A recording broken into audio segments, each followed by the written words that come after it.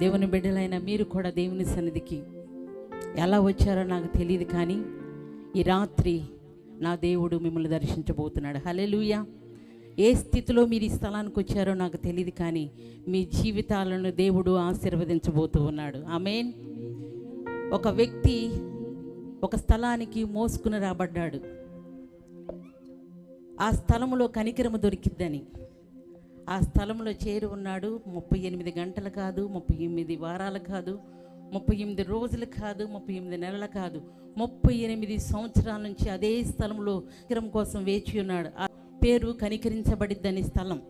ఆ స్థలంలోకి వచ్చినప్పటికీ కూడా తన జీవితంలో ఎలాంటి కనికరం పొందుకోలేదు.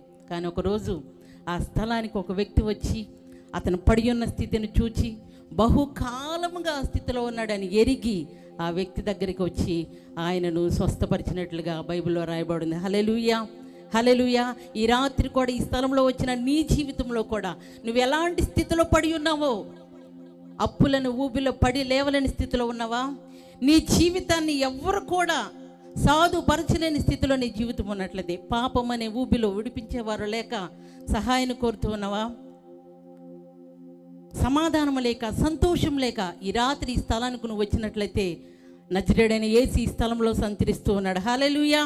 నీ స్థితిలో నుంచి లేపి నిన్ను నడిచేటట్లుగా నా దేవుడు చేయబోతున్నాడు. ఈ రాత్రి ఒకటే మీరు చేయండి, దేవుని మాట యందు విశ్వాసం ఉంచి మీ జీవితాలలో దేవుడు చూపించే కనికరాన్ని పొందుకోవాలని ప్రేమతో తెలియజేస్తున్నాం. హల్లెలూయా.